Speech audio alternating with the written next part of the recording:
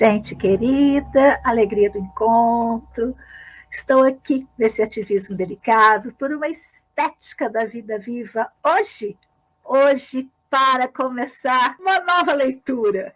Esse aqui eu não tenho certeza absoluta se eu vou querer, mas eu vou fazer a leitura desse pequeno livro, que é, deixa eu mostrar aqui o autor para vocês, Jürgen Schmidt, Meditação, a experiência com o Cristo. Mas ele tem, que eu usei, que eu gostei bastante, ele tem um subtítulo que é Caminhos para a Transformação da Própria Vida.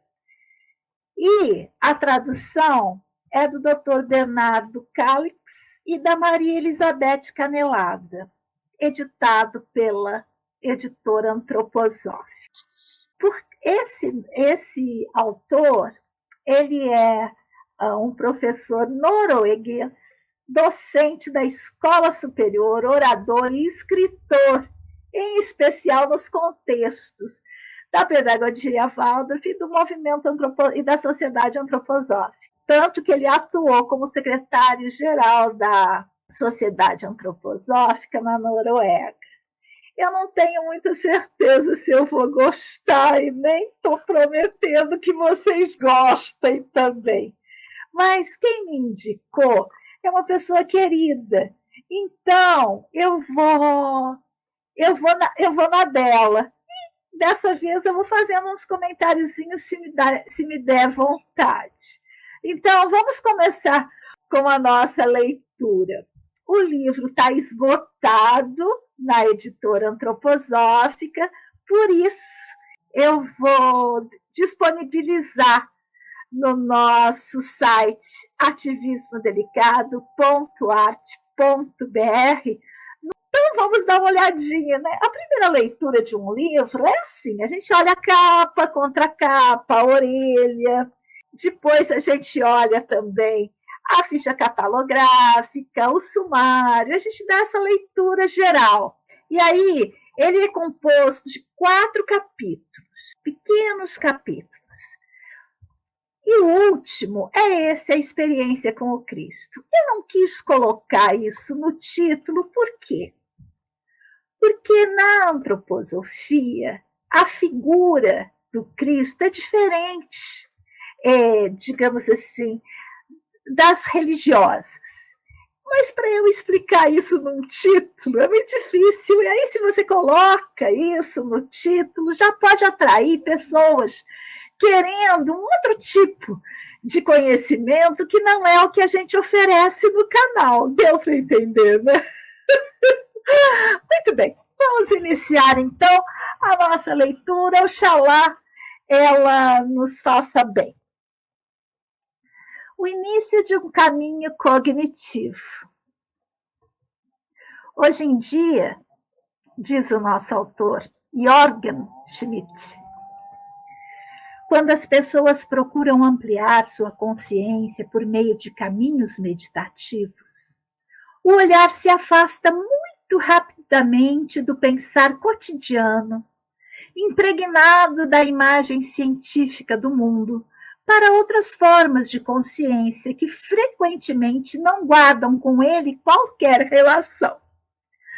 O caminho meditativo do conhecimento da antroposofia, ao contrário, parte muito conscientemente dessa consciência cotidiana e tenta, de início, tornar seus limites experimentáveis. Nesse caminho cognitivo, como se trata simplesmente de trocar algo antigo, não se trata simplesmente de trocar algo antigo por algo novo, mas da ampliação da consciência impregnada pela concepção científica do mundo. Tal ampliação não acontece mediante especulações ou hipóteses, mas pelo desenvolvimento de novas capacidades que efetivamente existem em todo ser humano, embora estejam adormecidas. Trata-se, portanto, de despertar possibilidades e capacidades de evolução, e não de introduzir ou sobrepor algo estranho em nossa consciência. Temos de aprender a perceber, nas situações onde se encontram as possibilidades de conhecimento, germes que já existem e podem ser conduzidos além dos limites de nossa consciência. Não devemos imaginar a evolução de nossa consciência como algo pequeno. Ao contrário, de acordo com as possibilidades, ela poderá ser enorme, só que devemos começar pelo bem pequeno. Para entender os níveis de ampliação da consciência, podemos optar por uma comparação. Consciência do sono, consciência cotidiana, consciência superior. Nesse esboço, temos no meio nossa consciência cotidiana. Embaixo temos a consciência do sono. A consciência onírica se exclui dessa comparação. Consciência do sono significa aqui o sono profundo, sem sonhos, em que a consciência é tão obscura que carece de conteúdo. Existe certamente o sonâmbulo, que também nesse estado de consciência pode fazer alguma coisa, porém sem nada saber do que faz. Aqui imperam, portanto, profundas e escuras trevas. Nós precisamos dessa consciência todas as noites para a saúde de nossa consciência diurna de vigília. Porém, durante o sono profundo, não podemos executar o que podemos fazer em vigília. Acima dessa vigília, encontra-se aquela consciência superior e certamente, tendo em cima, tanto em cima como embaixo, está a consciência de sono. E da mesma maneira como da consciência de vigília, baixamos o olhar para a consciência de sono, durante a qual ignoramos o que fazemos e o que acontece ao nosso redor, ao atingir aquela consciência superior em sua plena potencialidade, podemos baixar o olhar para a nossa consciência cotidiana. Esta não perde seu significado, tal como a consciência de sono não perde o seu pela presença da consciência de vigília. Contudo, a partir da consciência superior, podemos descer o olhar para a consciência de vigília. E tudo o que aí fazemos assemelha-se agora à atividade do sonâmbulo quando vista desde o estado de vigília. Do ponto de vista da consciência superior, na vigília, nós ainda não sabemos aonde efetivamente queremos chegar. As coisas mais estranhas são executadas. A quem age não sabe e quem age não sabe absolutamente o que está fazendo de fato. Se compararmos a consciência cotidiana com a consciência de sono, perceberemos o aspecto característico desta consciência diurna. Em seus conteúdos, nos apoiamos sempre em conteúdos de percepção. Em tudo o que vemos, ouvimos, apalpamos, degustamos ou cheiramos. E então, formamos representações mentais. E, por fim, lembranças. Inicialmente, essa consciência carece de qualquer outro conteúdo além das percepções ou lembranças perceptivas.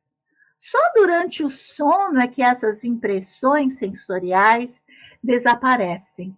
No sono, tampouco temos qualquer imagens da recordação. Ora, pode-se perguntar, será que existe alguma possibilidade de alguém superar essa consciência de vigília? Não mais dependendo dos conteúdos das impressões sensoriais, das representações mentais e das lembranças, e apesar disso ficar desperto?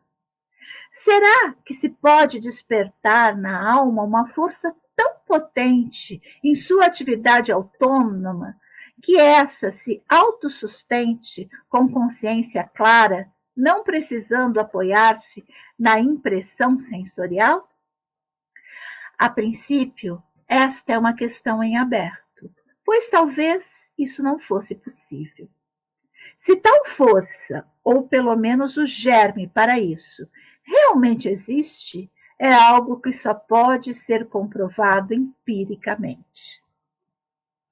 Eu gostaria de descrever tal germe que toda pessoa pode encontrar em si mesma.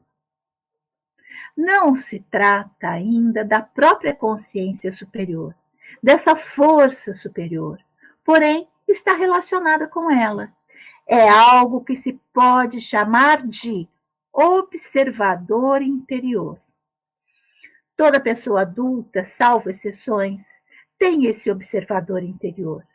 Uma instância que simultaneamente observa o que se faz, o que se pensa, sente ou quer e pergunta: o que você está fazendo? O que está acontecendo? Pode ser muito frustrante experimentar este observador nessa primeira fase, onde ele é apenas pontual. Sim, seguramente existem também pessoas que questionam a existência efetiva desse observador, pois se o observador interior está sempre presente, não se pode agir de modo espontâneo. Quando alguém quer portar-se espontaneamente no encontro com outras pessoas, não pode necessitar desse observador interior que simplesmente se posta ao seu lado, olhando tudo como uma peça de teatro e comentando com observações boas ou ruins. Mas esse ponto de autoobservação, que pode agir de uma forma muito frustrante, enquanto apenas transtorna nosso agir espontâneo, contém uma possibilidade de desenvolvimento em que absolutamente nada é transtornado. Podemos aprofundar-nos completamente nesse ponto e deixar a atitude comum simplesmente em repouso. Não o dia todo, mas talvez durante 5 a 10 minutos. Esse germe que já existe na consciência de vigília pode começar a crescer, mas então agir de forma totalmente diversa. Um novo florescimento pode começar. Paz sem os transtornos provenientes do dia a dia. Isto é algo que surge de forma totalmente nova. Um novo mundo pode começar a florescer. Quando essa possibilidade de desenvolvimento interior se abre, pode iniciar-se o caminho meditativo do conhecimento antroposófico. A seguir, serão descritos diferentes elementos desse processo. A meditação da Rosa Cruz. Uma das meditações fundamentais que Rudolf Steiner expõe de forma muito detalhada em A Ciência Oculta, no capítulo O Conhecimento dos Mundos Superiores, é a chamada meditação da Rosa Cruz. Ela será tomada aqui como ponto de partida e daí em diante poderão ser descritos os passos seguintes do caminho cognitivo da antroposofia. Inicialmente, é importante ter claro que essa meditação decorre em 4 etapas. Não é preciso dominar essas etapas todas de uma vez. Começa-se com a primeira etapa, e que, em si, já contém um valor. Depois, avança-se para a segunda e assim por diante, sem sentir-se pressionado a dominar as 4 simultaneamente. A primeira etapa da meditação da Rosa Cruz consiste numa construção pensamental sensitiva a partir da consciência cotidiana. Este grau é imprescindível para a meditação, sendo o passo prévio da verdadeira meditação imaginativa. Quando se salta essa etapa, toda meditação perde sua força. Começa-se com uma simples comparação. Imagine-se uma planta num jardim, suas raízes, que a seguram na terra e com as quais ela incorpora o alimento, seu caule, que a levanta acima da terra, suas folhas verdes, que elaboram a luz, e, finalmente, suas flores. Então, tenham-se bem consciente que durante toda a sua vida a planta fica sempre no mesmo lugar. Com isso, tudo o que se desenvolve nela está inserido de forma harmônica e sem reservas no cosmo todo. Não existe a menor tendência a uma oposição, a uma resistência perante o ambiente. Tudo se encontra na mais bela harmonia. Agora, imagine-se ao lado um ser humano. Imediatamente se veem as possibilidades infinitamente maiores que ele possui com a planta, pelo fato de poder movimentar-se no espaço e não precisar ficar a vida inteira num só lugar. O ser humano transcende amplamente a planta, pois movimenta-se livremente pela terra toda, não só fisicamente, mas também anímica e espiritualmente, construindo algo novo que antes não existia. Mas, simultaneamente, o ser humano contém da planta. É que nessa atividade que se desenvolve livremente, irrompem paixões e instintos direcionados para agir de modo destrutivo, ódio, inveja, mentira e até mesmo assassínio, nem sempre dirigido apenas para fora, podendo ser também absolutamente autodestruidor e chegar ao suicídio. Portanto, o ser humano transcende a planta simultaneamente para cima e para baixo. Ele tem a possibilidade para a atividade livre ou para a queda nas paixões e instintos, na destruição da própria existência e, inclusive, da própria terra. Expressão dessa relação é o sangue vermelho do ser humano, diferenciando-se da seiva verde da planta. São essas qualidades que se deve agora tentar sentir. Harmonia bem-aventurada no verde da planta e sério ânimo no vermelho do sangue. O que significa nesse sentido sério? Sério significa aqui que nesse sangue existem ambas as possibilidades. A subida rumo ao alto e a queda para um plano inferior. Uma pessoa pode estar perante uma grande decisão e daí resultar algo muito grande, mas também pode acontecer algo totalmente equivocado. Este é o ânimo sério, que também pode ser caracterizado como o ânimo decisório e que se diferencia claramente do ânimo que se tem perante o verde da planta. Na planta, tudo está determinado. No ser humano, a possibilidade de desenvolvimento está totalmente aberta. Ela pode, por exemplo, começar a trabalhar nessas paixões e instintos, pois, em princípio, paixões e instintos não são baixos, são forças essenciais, objetivas, dependendo apenas da circunstância em que se desenvolvem. As forças em si não são baixas, mas existem nelas algo baixo que se revela ao passar para o destrutivo. Esse elemento baixo nos instintos e paixões do ser humano pode perceber que o ser humano pode perceber em si mesmo e ver que tudo isso leva realmente à morte e à destruição. Percebe-te nitidamente essa qualidade de conduzir para a morte. Então, surge uma outra sensação. O elemento baixo dos instintos e das paixões morre. Não são as próprias paixões e instintos que morreram. O que é baixo neles é o que contém a morte, e isso sim se pode deixar morrer. Essa é, simultaneamente, a pré-condição para o desenvolvimento superior do ser humano, pois agora o sangue se torna diferente. Quando essa morte acontece, o sangue se transforma na expressão da vida anímica purificada.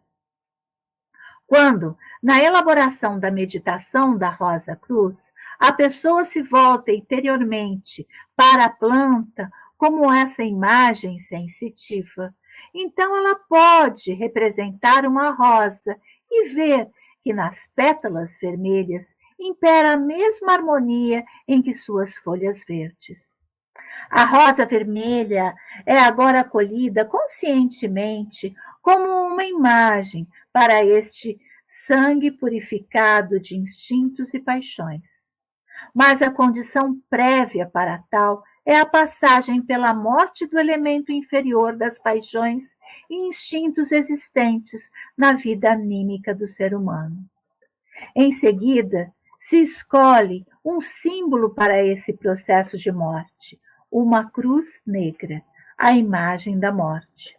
A cruz se torna o símbolo de tudo o que, na qualidade de paixões e instintos, levam à destruição, à desarmonia e à morte.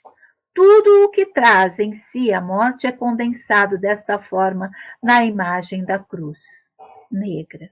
E dessa cruz se faz agora florescer 7 radiantes rosas vermelhas num círculo, juntamente no ponto onde se cruzam as vigas da cruz.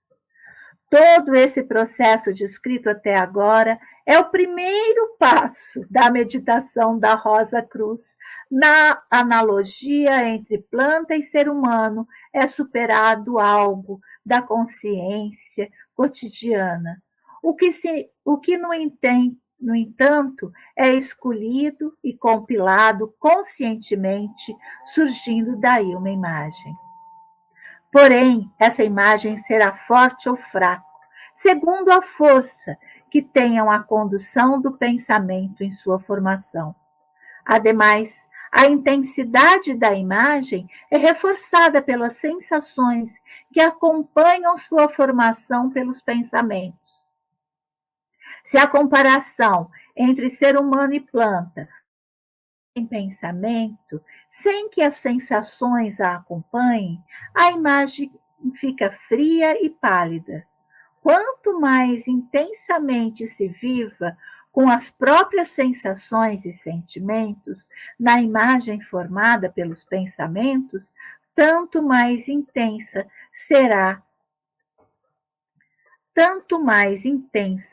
esta nos parecerá. Cada um dos passos descritos tem de ser elaborado mentalmente, com plena consciência e ser impregnado de sentimentos.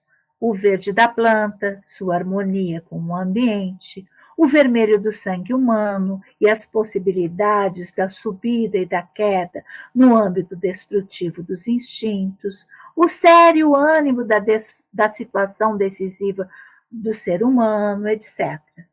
Então, surge um sentimento de felicidade ao se pensar na possibilidade de evolução superior no caminho através da morte e, com isso, a imagem formada fica profundamente saturada de sentimentos. Acho que por hoje vamos parar por aqui. Não tenho certeza, mas a gente não precisa ter medo de livros. A gente lê, vai lendo, sem medo. Uma pessoa vai compor com esse pensamento, com essa meditação, com essas imagens, outra não. E aí a gente vai podendo formar o nosso próprio juízo. Dessa maneira, eu digo, sigamos juntos, pois assim somos mais fortes.